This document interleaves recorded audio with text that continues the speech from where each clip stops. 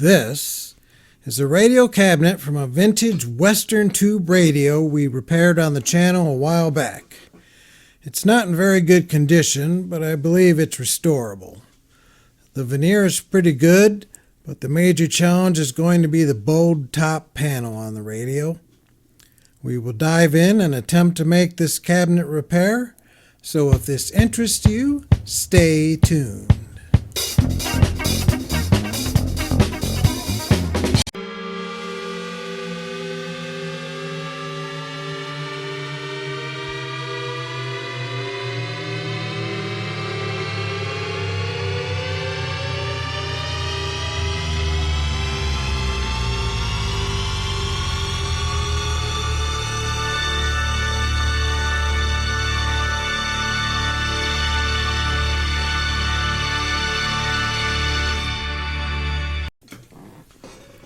Alrighty, let's get into this bad boy. So this is going to be my first attempt at restoring a wood radio cabinet. Never done one before. Over the years I've done a lot of painting, staining, a lot of woodwork, but never something like this. Watched a lot of videos and have compiled a brain trust in my head of how we're going to do this. So I wanted to choose a cabinet that didn't have veneer work that needed to be done, and this one, as far as I can tell, doesn't have any pieces of veneer missing, but the top has got a bow, so it's about 1/4 inch. And hopefully you can see there, someone must have put something heavy on top of it, and it is bowed. So we got two options on that. One is to try and unbow it, and the other backup plan is going to be, if we can't unbow it, will be to put a new piece of plywood there.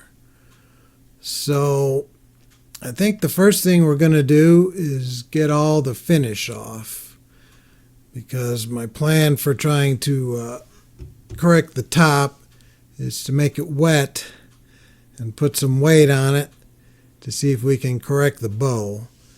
And I guess taking the finish off will expose all the wood fibers so we can get it damp to do that.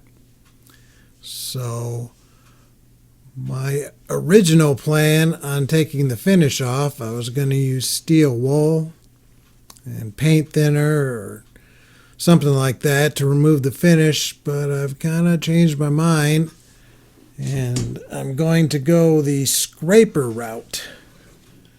So you can get these scrapers, and I tested it on a little spot here, and the finish comes off quite easily, but I imagine you have to be careful that you don't gouge the wood. So I'm going to take my time, try to do a good job without wrecking anything, and I'm going to do most of it off camera outside, but I think I'll put the close-up camera on this spot I started just to show how it's going to go, hopefully. So let me get that set up. Alright, I did a little spot here. Got the light a little bit better so you can see. It does a really neat job. This blade is quite sharp. And I just kind of put my thumb on there and just did little short strokes. I'm really going to take my time doing this and try not to wreck the veneer, but it's gone good in that spot, and hopefully the rest of the cabinet turns out that way. Okay, an update. It's been going quite well. I've been going slow, taking my time, and it's kind of interesting where this brass plate was covering the finish, that scraped off considerably harder than where it was exposed to the air. So that was kind of interesting. And I luckily got a smaller scraper. This is a Hyde. It's a little kit that has different blades for doing the contours and whatnot. But I found that like doing this vertical grain here, the big scraper was a little cumbersome to use, and this little one worked a lot better. And interestingly, using the slightly curved side instead of the straight side, I started using that first with this just to do little short strokes and get this vertical. And incidentally, this wraparound veneer on the top, usually on radios that's just a painted piece, but I'm pretty sure that that's an actual veneer piece. So that should look really cool when we get to putting the finish on it. So I'm just going to take my time and just slowly remove the finish. So far, knock on wood, haven't gouged the wood, and I didn't wind up taking it outside. It's really not that messy. And I just have a big, you can probably see it down there, just a pile of finish. And I just have a dust mask on to keep the from breathing this stuff in. So once we get around, this is going to be a little slow scraping that, and then there's a strip on the bottom, and then I have to carefully go around the speaker grill. But once we get the front done, in theory, the sides should go better, so I'll keep digging at it. All right, I about got the front part done, which is the most difficult just because I don't want to gouge any wood on the face that shows. And I have to say that this little scraper, I'm glad I got that, because that did a lot of the work, scraping all the vertical down here in between these thin speaker slots. So it's going well. We'll get the sides and the top, and we'll see how she looks. All right, I got the front and sides done. I thought I'd show just a little bit of scraping of the top. So the top is painted, I think. It looks like paint, I don't know. But with the scraper, it seems to come off pretty good.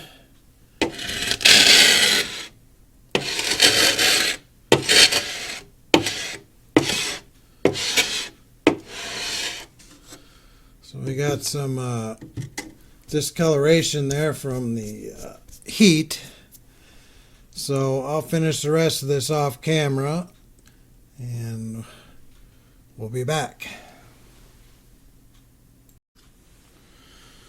The top is scraped. The only thing that's left is this routed curved part, and that's probably going to be the most pain in the butt. So what I've been doing is just with our rounded deal is just gently taking off the paint. And I mean, it comes off, but not very easily. So I'll probably get what is easily accessible and maybe some sandpaper to get the rest. We'll see how it goes.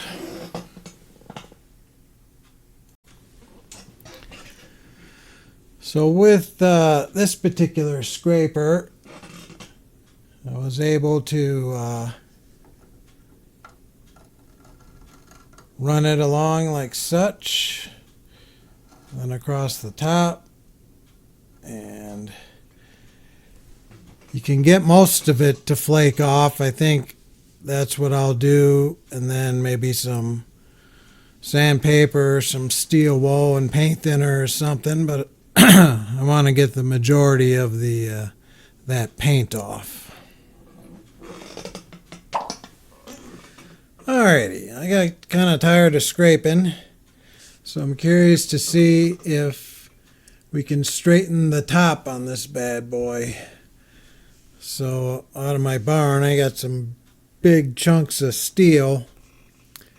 I don't know if that's going to be enough to weight it down. I have a giant 2-inch thick piece that's maybe, I don't know, 6 inches by 10 inches that I was going to bring, but it's so big and heavy I didn't, and now it's raining, snowing outside, so we'll try this first. So my bench is relatively flat. It does have just a tiny bow, which should be good. So we're going to wet the top, flip it over, and weight it down. And the internet says to do this in the sun. Well, we don't have the sun to work with, so it'll just have to cure on its own. And I got some other stuff to do, so I can try letting this sit for a couple days and see what happens. So we'll just wet it down, and that's the main part that's bowed.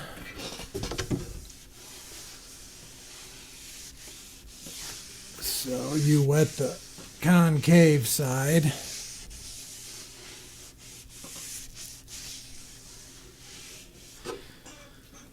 Not terribly convinced this is going to work, but you never know. So we'll flip it. Oh, good grief. Oh. Oh. Let's straighten it a little bit. I got to get some more iron. All right, I got all the iron in. It's about, I'd say down from a 1/4 inch to 1/8 of an inch. So we'll put that clamp on, and we'll see what happens. We'll let that be for a couple days. And we'll see what happens. I see it cracked here. This bottom piece is probably bowed too. We'll just have to see what happens.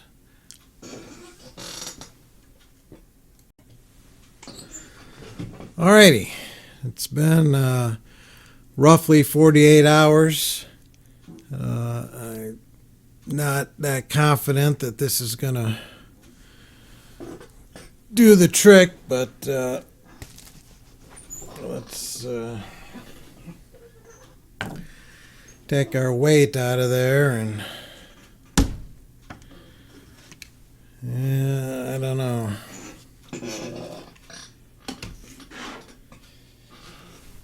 Oi, oi, oi. Oh. Well, it helped. Definitely, I think. Let's see. Yeah, I don't know.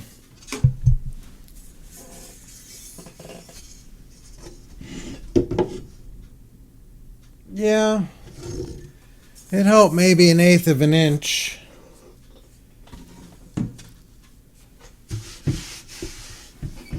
So what I think we need to do is take this piece of horizontal brace out, because that definitely isn't helping. So we need to get the heat gun and soften up that hide glue, take that piece off, and we'll see how much that gives relief on the springiness there. So the plan is to take a heat gun and try and open this, separate this horizontal support, if you want to call it that. And these old radios are evidently put together with hide glue, which when you heat it up with a heat gun, it cuts it loose. So I was hoping that it was old enough that it would just come apart, but I think we're going to need to give it a little heat persuasion. So got the heat gun.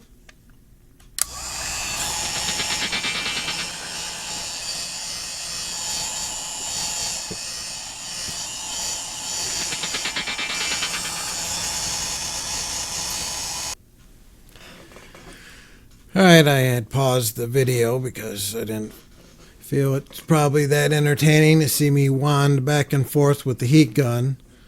But I just took a blade and I got about 1 inch, and there's a freaking nail here and one on the other side. So I'm going to have to try to remove that nail.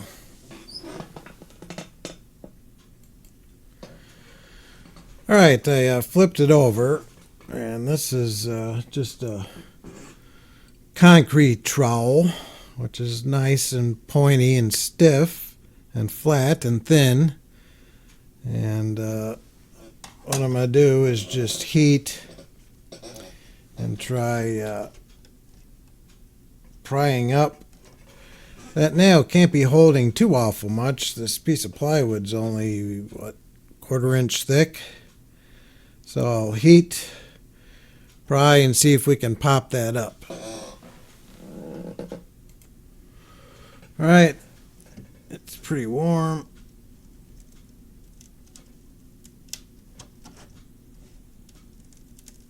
Yeah.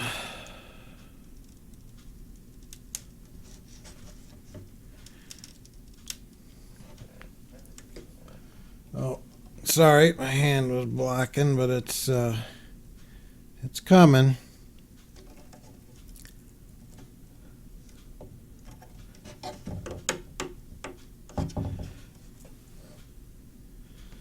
Definitely coming.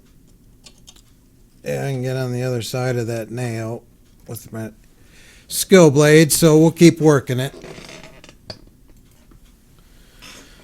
Alright, the heat is working, and this pointed trowel is working quite well. I got past that nail, and what's interesting is this horizontal piece is actually pretty straight, I think, because the gap is opening up quite a bit at the bottom there.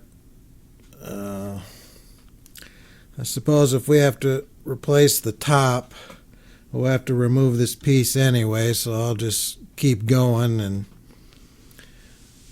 see how it looks. Alright, I finally got the damn thing off. That hide glue is some ornery stuff.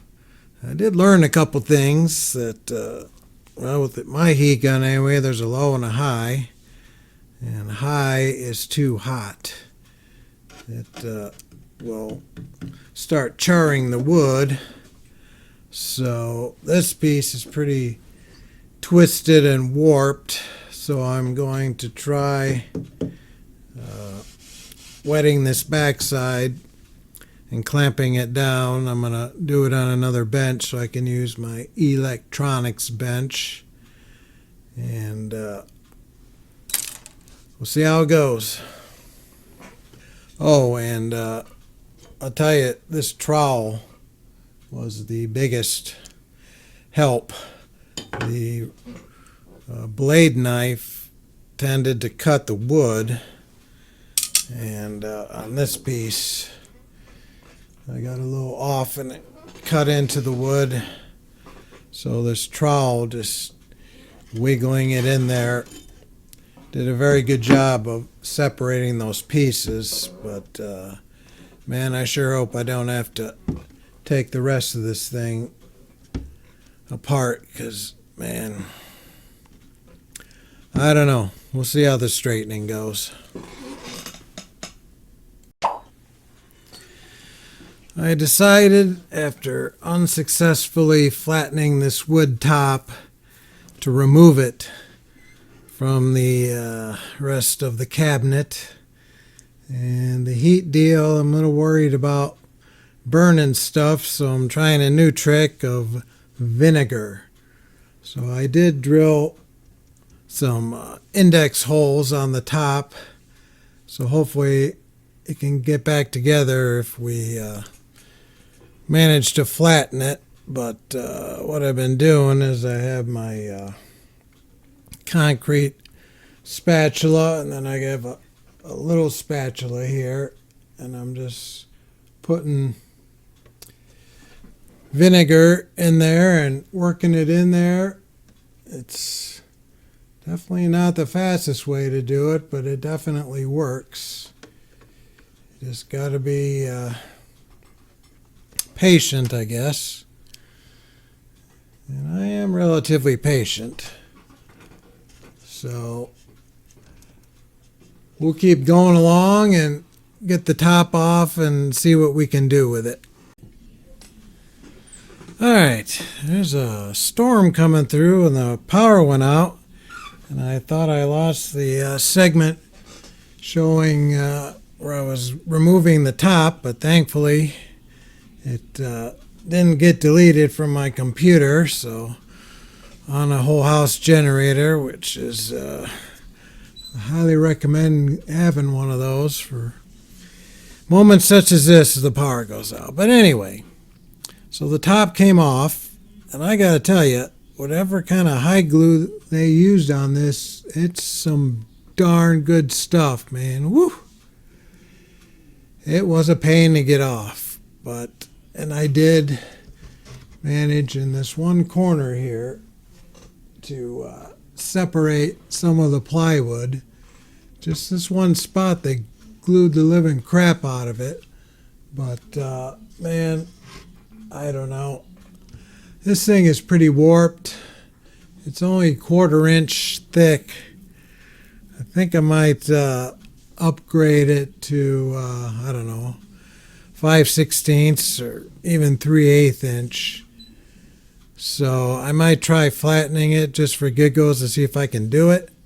But yeah, man, I just spent half hour in this corner just getting the rest of the plywood off that was stuck on there. That glue, just unbelievable. The vinegar actually worked. Oh yeah, I wanted to say the vinegar works well.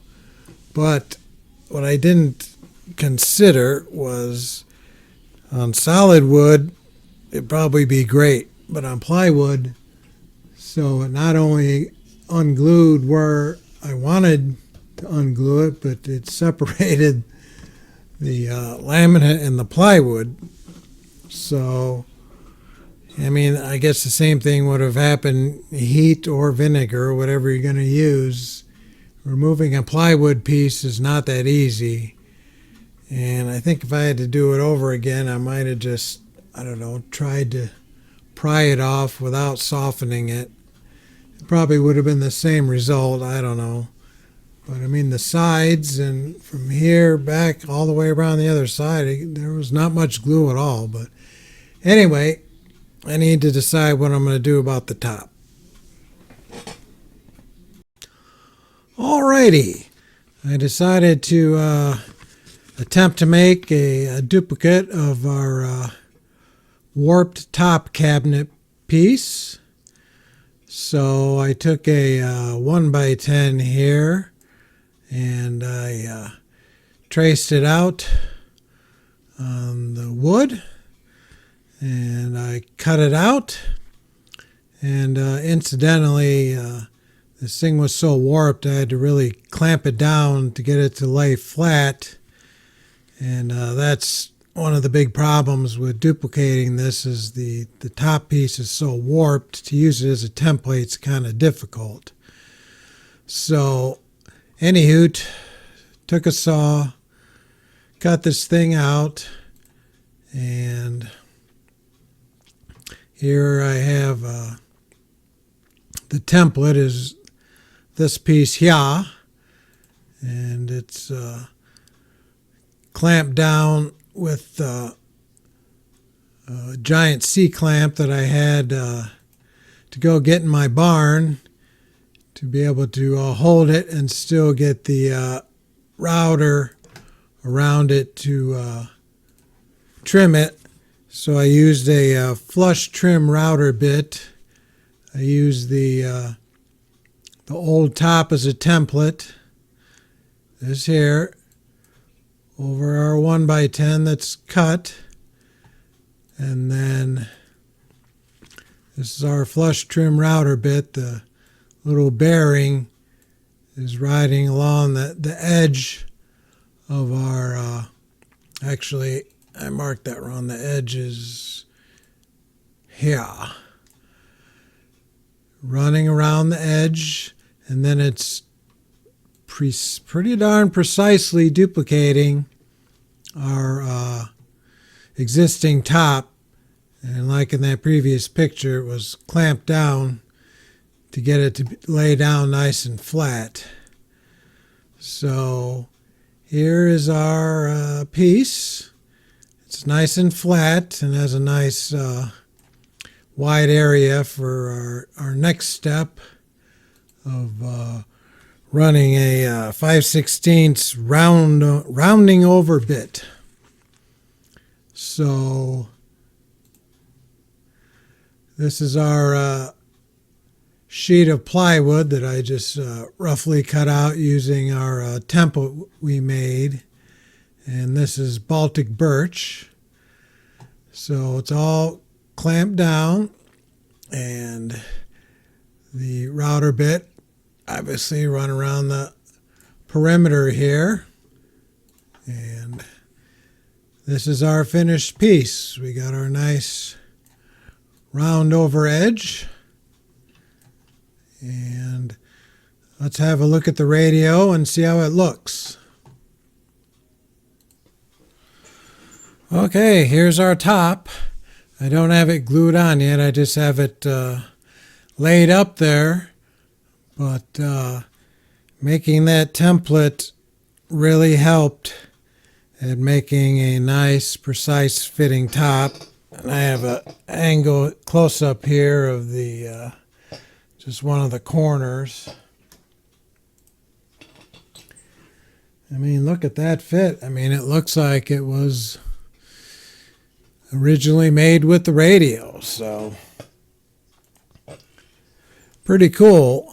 And incidentally, I can't be 100% sure about this, but I'm pretty sure that this was routed when the cabinet was assembled. I mean, cabinet was assembled. It had a rough edge, however it was, and then they routed this piece and this piece.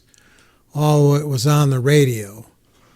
So, and we did upgrade it to 3/8 inch thick.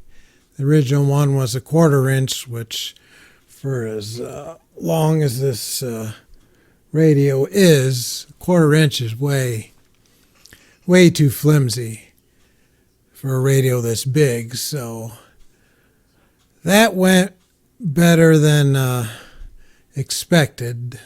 So I have the scraping basically done on the cabinet, so I'm going to take some 00 steel wool and some lacquer thinner and clean it up, and we'll see what it looks like.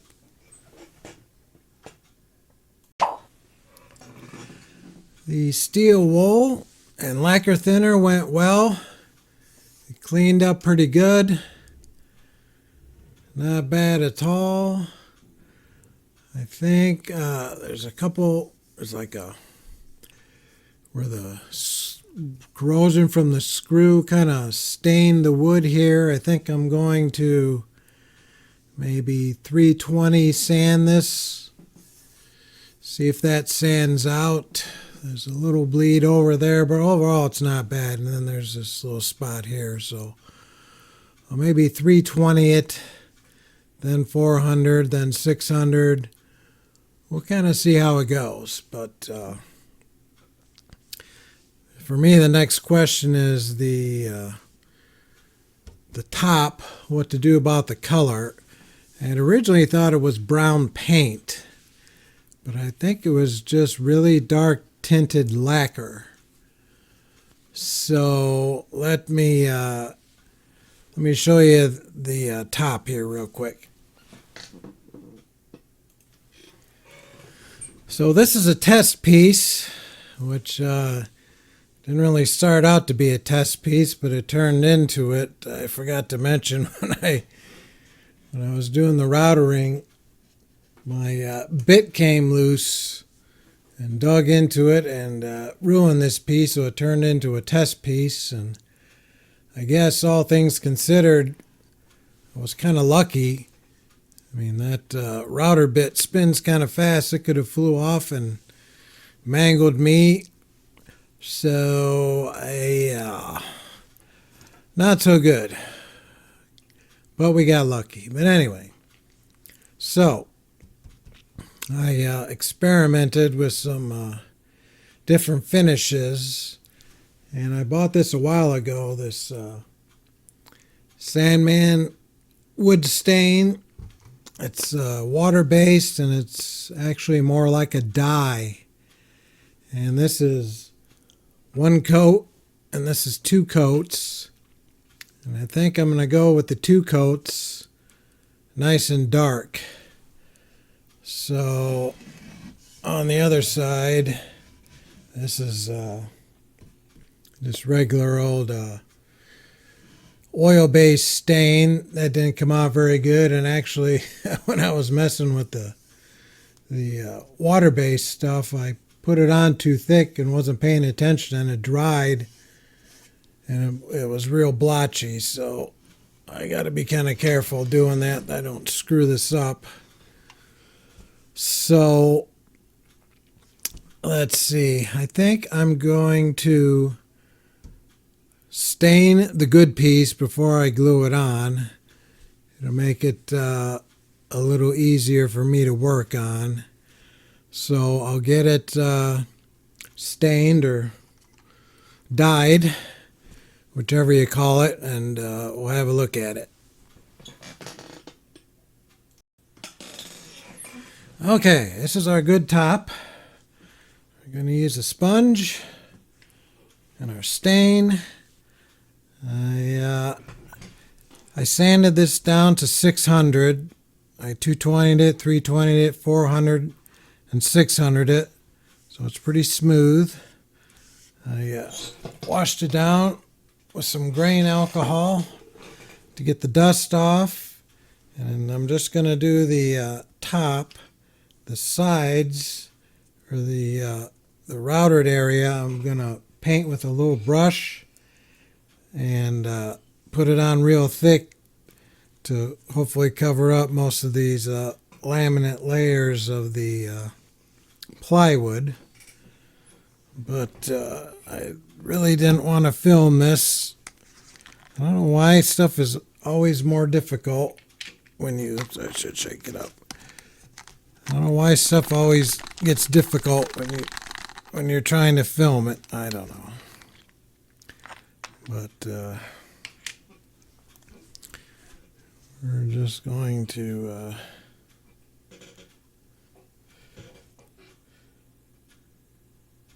dribble some on there.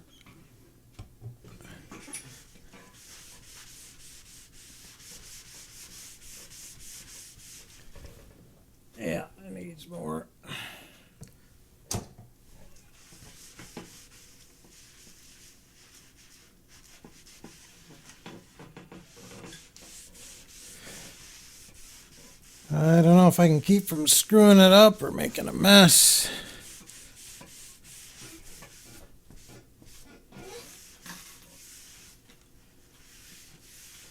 I pretty much want to go with the grain.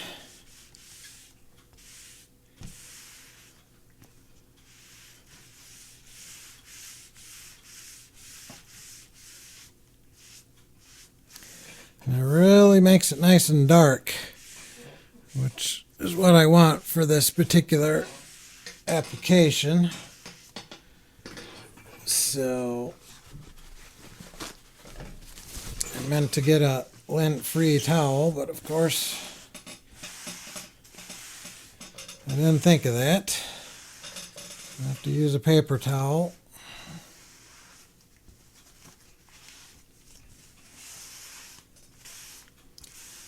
Well, at least it's not a blotchy mess like the one I experimented with. All right.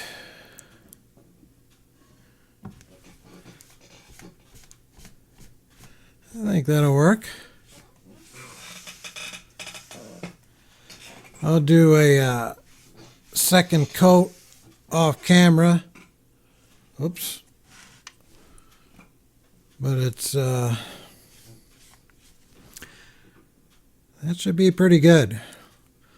All right, we'll be back. Okay, I 320'd the front. It got a lot of the blotchiness out of what was on the front there. There's still some discoloration from where the metal was, and a little bit where the oils from the fingers around the knobs, but you know, it's not going to be perfect. It's going to be a heck of a lot nicer than it was. So I'm happy with where we're at. I need to glue the top on. The original top, they had a nail on that side, and the front. So I have this thing pinned in just to hold it in place when I glue it. So I'll do that off camera because I won't be able to do it on the bench here. So we'll glue it and clamp it for a day, and then we'll be ready to start the finish, the final finish. Well, I do have to dye this part and the bottom rim with that dark brown Mannan. I think that's salmon dye. So, all right, we'll get that ready and we'll be back.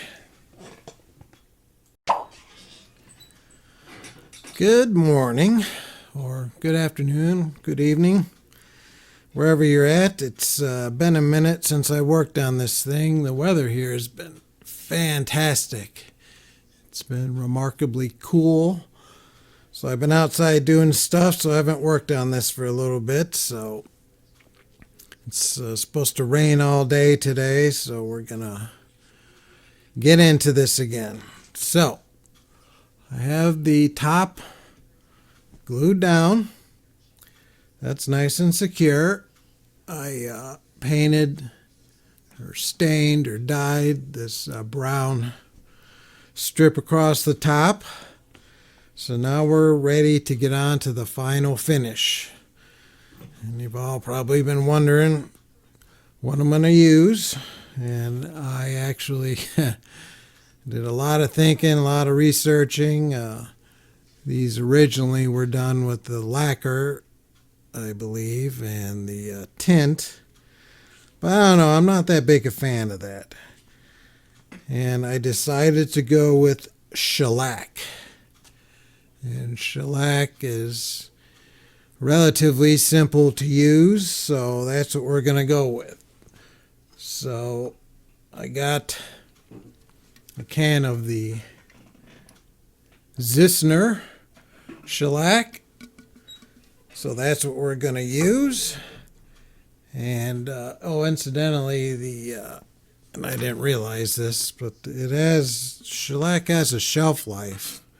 So I guess it's basically 3 years. And then after you open it, it's 6 months.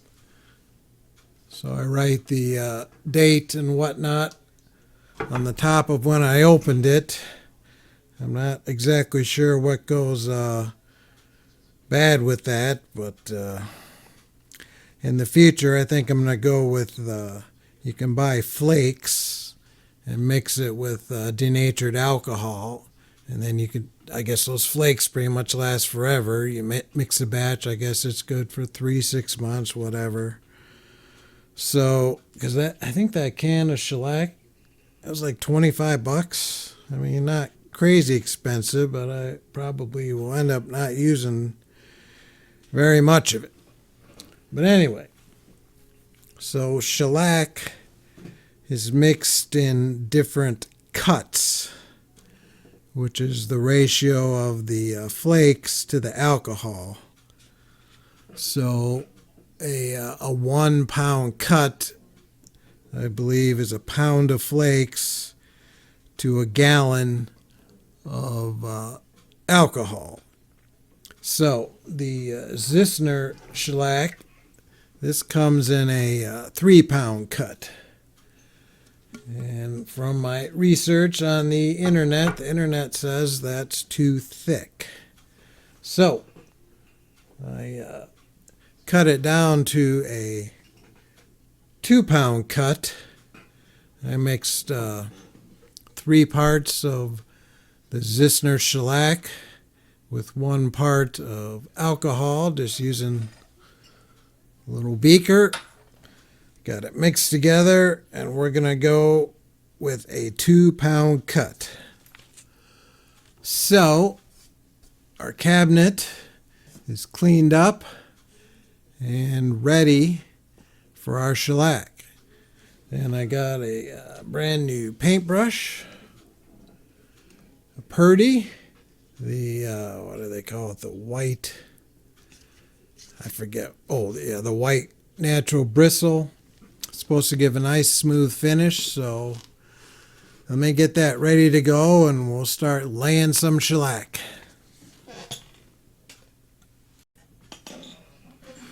Alright, I'm quite nervous about this. I got my big brush ready, and I also have a little brush I think I'm going to use to do the end pieces. And yeah, well, here goes nothing. And if anyone is an expert at doing this, feel free to chime in with how I'm doing it wrong.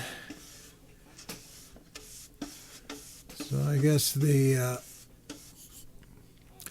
deal is you start in the middle and work your way to the sides.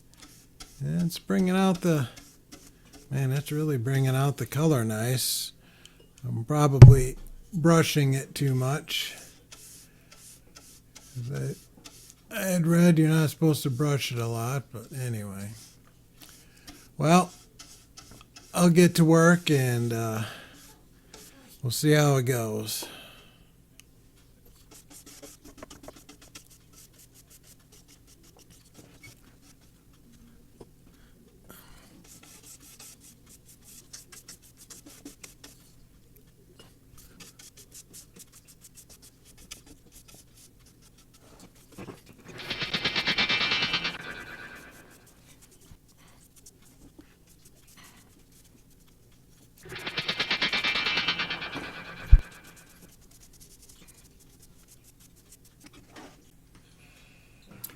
Okay, we got the first coat on. Not too bad. I didn't end up using the little brush. I just kind of plugged and chugged along with the big one, and actually, I don't know, this one's it seems kind of big. It's kind of cumbersome to use. Be nice if there was like a 1.5 inch wide brush, maybe a little bit shorter bristles. I don't know, maybe it's just me, but I didn't get any major runs. I don't think I got any runs. There's one little spot there where I got it on a little too thick. Probably not the video, good instructional video how to do this. I seem kind of awkward doing it. I don't know how better to place it or explain it, but I don't know. Anyway, next thing we're going to do is we're going to sand it, 320 it. This is incidentally an old sanding block from, oh man, that thing has got to be over 40 years old, from when I used to do body work as a young lad. But we're going to block sand the flat surfaces. I have to use just a piece of sandpaper on the rounded parts. But we're going to 320 it, do another coat. I'll show you after I 320 it, but the plan is 320 it, do another coat, see what it looks like, and maybe do a third coat. So we'll sand it up, see how it looks. All right, she's all sanded. It's nice and smooth. It'll be interesting to see how it is after the next coat of shellac. We'll do that off camera.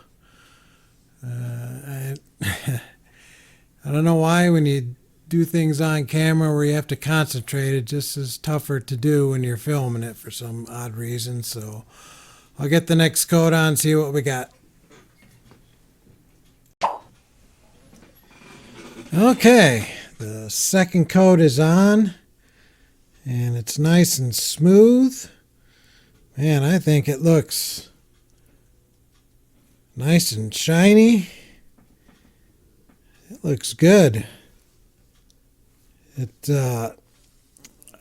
When I looked at the video, the shellac, I didn't hold it up high enough. I used the amber, and it really brings out the wood grain in the radio.